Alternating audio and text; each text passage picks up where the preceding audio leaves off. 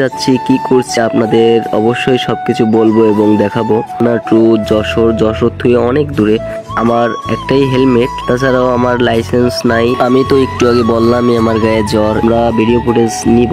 ছেলে বেড়ে উঠছিল ভ্যানের উপর, অনেক ফাজিল দুষ্টুমি করে গালিগালাজ করতেছিল। আমি ঢোকার পর দেখি এই অবস্থা। কুমির আছে অনেক, পুকুরের ধারে বারে যায় নাই।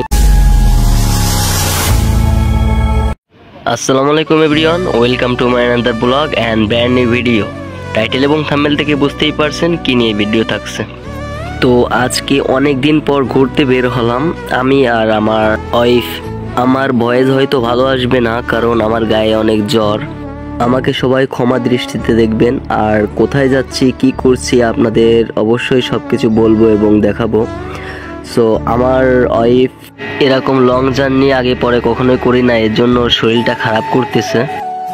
আর কিছুক্ষণের মধ্যে আমরা পৌঁছবো কি করে আপনারা বলেন? অনেক দূর, খুলনা টু যশোর থেকে অনেক দূরে। যাই হোক, আপনারা অনেকে বলবেন যে নাইম ভাই আপনার বাইকটা কোথায়? আপনার তো বাইক ছাড়া কোথাও বেরোন না আপনি ভাবি। সো আপনাদেরকে বলি, এত লং টাইমে বাইকে জার্নি করা ইম্পসিবল। যার কারণে আমার একটাই হেলমেট, সেটা যদি আমি পরি, কিন্তু আমার ওয়াইফ পরতে পারবে না, যার কারণে আমি নিই নাই। তাছাড়াও আমার লাইসেন্স নাই, এই কারণে আমি নিই নাই। সো আমরা জানলার সাইড থেকে ভিডিও করতেছিলাম। আমার ওয়াইফ বলতেছিল তুমি একটু ভিডিও করো, দেখো কত সুন্দর ওয়েদার। সো আমি দেখলাম অনেক ভালো লাগছে আমাদের জানলার কাছে বসে।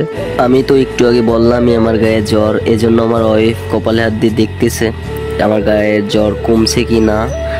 এরপরে আমরা নামার ভিডিওটা আমি দিতে পারি নাই, অনেক নয়েজ আসতেছিল, প্লাস অনেক ভিড় ছিল, জ্যাম ছিল রাস্তায়, এই কারণে দিতে পারি নাই। সো আমরা ফাইনালি যাচ্ছি একটা দরগায় যাচ্ছি, ওইখানে মানত করে। ওইখানে গিয়ে যদি আপনি মনের থেকে কোনো কিছু চান, আল্লাহর কাছে 2 রাকাত নামাজ পড়ে আল্লাহ তাআলা কবুল করে এবং কবুল হয়ে যায়। অনেক মানুষ যায়, ওখানে অনেক ভিড় থাকে, যার কারণে আমরাও যাচ্ছি, দেখি কি হয়। ওইখানেরও ভিডিও ফুটেজ নিব, আপনাকে দেখাবো। সো আমরা এই গাড়িতে ওঠার সময় কিছু ছেলে পেলে উঠছিল আমাদের ভ্যানের উপর, অনেক ফাজিল দুষ্টুমি করে। ছোটবেলায় আমরাও অনেক করছি। তা ওরা ভ্যানের পরে উঠে ওরা 2 বন্ধুকে গালিগালাজ করতেছিল, আমি আবার হাসাহাসি করতেছিলাম।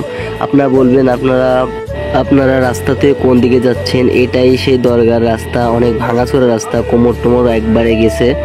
সো এটা ফাইনালি চলে আসলাম, আমরা ভিতরে ঢুকছি। ভিতরে ঢোকার পর দেখি এই অবস্থা, যে বট গাছে নাকি মানত করে।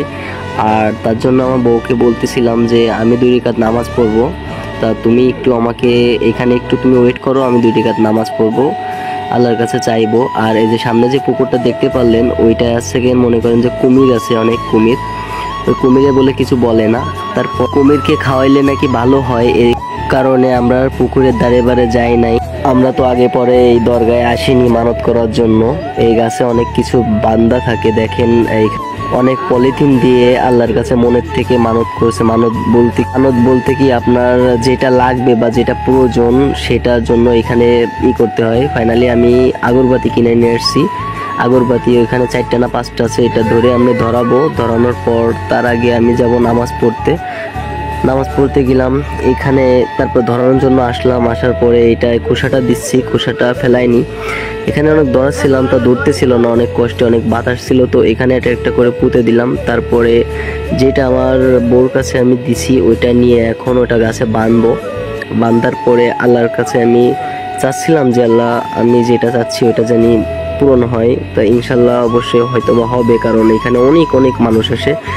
আজকে ফ্রাইডে, এই কারণে হয়তোবা আসিনি। আমার বউকে বলতেছি আমাকে একটু কোলে নাও, তো উনি বিনা ভুলে দৌড় মারতেছে। পরে আমি বললাম তোমাকে আমি ভিডিওর মাধ্যমে একটা মার দিব, বলছে না খবরদার আমাকে মার দিও না, এরকম করতেছিলাম। পরে আমার কান টাইনে ধরছিল, অনেক ফাজিল আর কি, ঠিক আছে। যাক, ফাইনালি মানত করার পর 2 রাকাত নামাজ পড়ার পর আমরা চলে যাচ্ছি এখন হাঁটতে। সামনে যদি কোনো ভ্যান পাই, গাড়ি পাই, ওখান থেকে উঠবো। অনেক লং জার্নি করা হয়েছে, সকাল থেকে কোনো কিছু খাই নাই আমরা, তা খাবো। তো আমি ভিডিওতে বলতেছিলাম যে ও অনেক দুষ্টু। এইখানে একটা ইন্ট্রো দিচ্ছিলাম, তাই ওর কারণে দিতেও পারলাম না। আমাকে ইন্ট্রো দেওয়ার সময় ভ্যাঙ্গাচ্ছিল, এই কারণে আমরা আর পারলাম না। যাই হোক, এখন ফাইনালি রওনা দেওয়ার পর কি কি করি আমি সব কিছু দেখাবো। তার আগে আমার চ্যানেলটিকে আপনারা সবাই সাবস্ক্রাইব করেন। ইউটিউবে থাকলে সাবস্ক্রাইব করবেন, ফেসবুক পেজে থাকলে ফলো দিবেন অবশ্যই।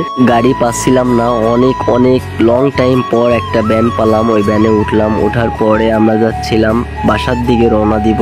ওই ভ্যানের থেকে নেমে অনেক দূরে যাইতে হবে। আমরা সকাল 9টার দিকে রওনা দিছি, আসতে আসতে 1টারও বেশি লাগছে। এখন বাসায় যাইতে যেতে কতক্ষণ লাগবে তা জানি না। এই যে আমরা হোটেলে প্রবেশ করলাম, করার পরে আমরা কিছু খাওয়া দাওয়া করলাম হালকা পাতলা।